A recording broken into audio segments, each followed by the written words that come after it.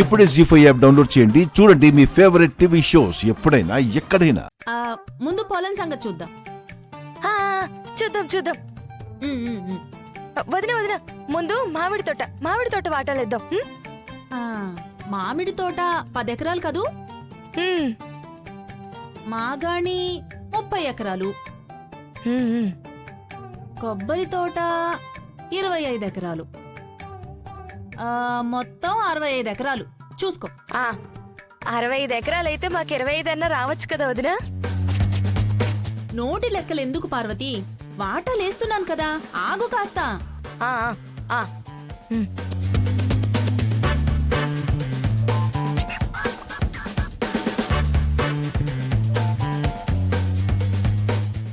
65ని 3 వాటాలేస్తే కొబ్బరి తోట 25 ఎకరాలు జానకి వదినికి వాళ్ళ పుట్టింటి వాళ్ళు ఇచ్చారు కాబట్టి అది ఎలాగో రామలక్ష్మికే చెందుతుంది. అంటే 40 ఎకరాలేనా మనందరి వాటాలు? మరి అంతే కదా. ఈ 40లో 3 వాటాలేస్తే తలా ఒక 13 ఎకరాలు వస్తుంది.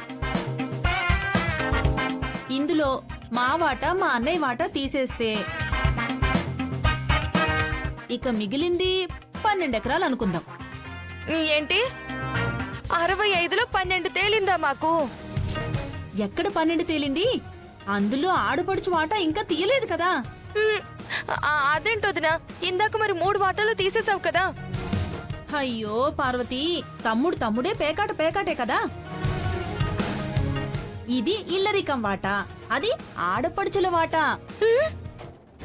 పైగా పొలం పనులన్నీ పాపం మా ఆయనే చూసుకుంటున్నారు కాబట్టి ఆ 12లో న్యాయంగా మా ఆయనకి 4 ఎకరాలు రావాలి కదా. ఆడపడుచు వాటాగా నాకు 4 ఎకరాలు వస్తాయి.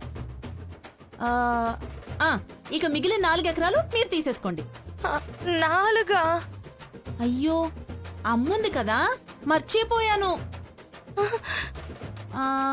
ఆవిడ పేరు నా తలా 1 ఎకరం రాసి పెడితే ఇక మిగిలింది 3 ఎకరాలు. అంటే 65 ఎకరాల్లో మాకు దక్కేది ముష్టి 3 ఎకరాలేనా? పైగా ఇంట్లో కూడా ఏదో మారుమూలు చూపించావు. ఇది అన్యాయం వదినా, అన్యాయం. పార్వతి, ఇంతకంటే న్యాయంగా ప్రపంచంలో ఎవ్వరూ పంచలేరు. నేను కాబట్టి నీ కోసం పంచాను. ఇది అన్యాయం వదినా, ఇది అన్యాయం. ఏయ్ పార్వతి, మొత్తం తనే తీసుకుంటుంది. ఏంటమ్మా, ఏంటి అలా ఉన్నావు? ఈ పెళ్లి నా చావుకొచ్చింది, ఎలా ఉంటాను? అది కాదమ్మా పార్వతి.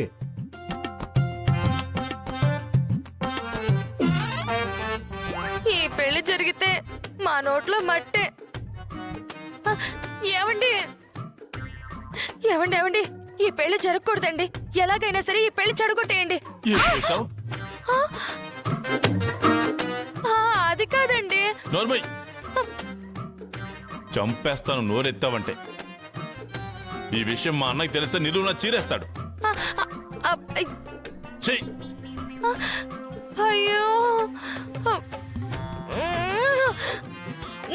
ముందు పెళ్లి చెడగొట్టాలి అని చెప్పకుండా వదిన మన నోట్లో మట్టి కొడుతుంది అని చెప్పుండాల్సింది. అయ్యో, ఈ పెళ్లిని ఎలా ఆపాలి? పెట్టు, ఏమైంది? మనకేం మిగిలేలా లేదురా. అయ్యో,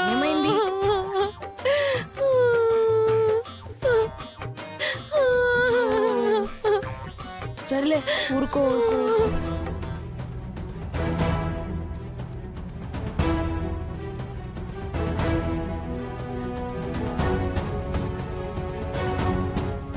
పద్మం, ఏంటా పేపర్లో? పచారీ సరుకులదా? పంపకాల పేపర్ అండి. ఆస్తి మొత్తం వాటాలేసి తల్లి బిడ్డ న్యాయం కింద 61 ఎకరాలు మనకి, 3 ఎకరాలు పార్వతీ వాళ్ళకొచ్చేలా పంచేశాను. ఓహో, ఇందుకా ఆ పార్వతి ఏడుపు మొహంతో వెళ్ళింది. అయినా అవతల ఇష్టం లేని పెళ్లి చేసుకున్నందుకు బాధపడుతుంటే నువ్వేంటే ఇక్కడ వాటాలిస్తూ కూర్చున్నావు? ఒసే, ఒకసారి ఇలాగే ఆస్తులపై ఆశపడి బంగారంపై మోజుపడి ఆ చారుని కోడలుగా చేసుకుని అనుభవించావు. మన సీనుగడి జీవితాన్ని ఆగం చేశావు. అయినా బుద్ధి రాలేదు నీకు? బుద్ధి వచ్చింది కాబట్టేనండి బయట సంబంధాల జోలికి వెళ్లకుండా రామలక్ష్మిని కోడల్ని చేసుకుంటున్నాను. ఇంకే గొడవ ఉండదు. పైగా ఆస్తికి ఆస్తి వస్తుంది.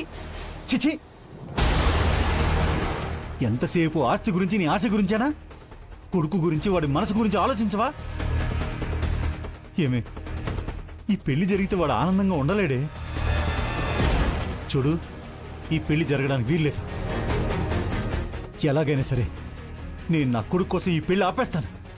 ఎలా ఆపుతారో నేను చూస్తాను. ఈ పెళ్లి జరగదు. నేను జరగనిస్తాను. జరగదు. జరగనిస్తాను. చూద్దామా? చూద్దాం. చూద్దామే. మ్మ్.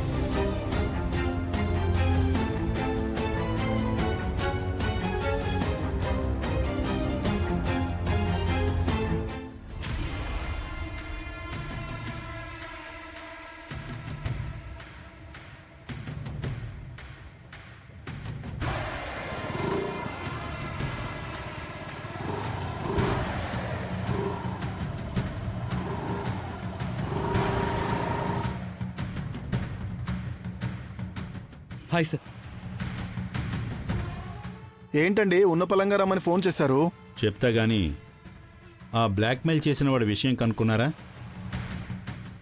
పక్కనే ఉన్నాడుగా, కనుక్కోండి.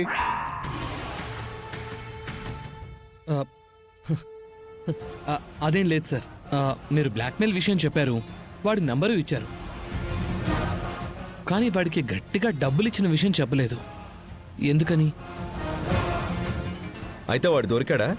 వాడెప్పుడు దొరకడు సార్. ఎందుకు? సార్, ఈ ఊళ్ళో వెధవలు వాళ్ళ ఆలోచనలు ఎలా ఉంటాయంటే, జేబులో చిల్లర లేకపోతే బెల్ట్ షాప్లో పడుంటారు. సడన్గా 5,000 దొరికితే టౌన్కి వెళ్ళి బార్లో కూర్చుంటారు. మీరేమో వాడికి లక్షలు ఇచ్చినట్టున్నారు. వాడు సిటీకి వెళ్ళి ఏ స్టార్ హోటల్లోనే ఎంజాయ్ చేస్తూ ఉంటాడు. అలా ఊరు వదిలి సిటీకి వెళ్ళినట్టు నా ఎంక్వైరీలో తేలింది సార్. వాడు ఊళ్ళోకి అడుగు పెట్టగానే పట్టుకొచ్చి మీ ముందు నిలబెడతాను. Nice work. Good report. ఓహో, నీ మీద నాకు నమ్మకం వచ్చింది. నీ వర్క్ బాగుంది. నీకు పెద్ద డీల్ యాప్ చెప్తాను, చేస్తావా? ఏంటా డీల్? కిడ్నాప్.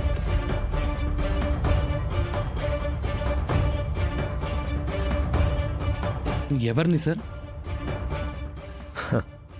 ఆద్యని.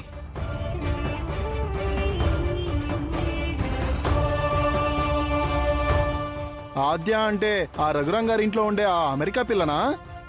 ఆ, నువ్వు చూస్తే ఆ రఘురామ్కి భయపడి దాక్కుని తిరుగుతున్న వాళ్ళ ఉన్నావు. నీ వల్ల అవుతుందా మరి?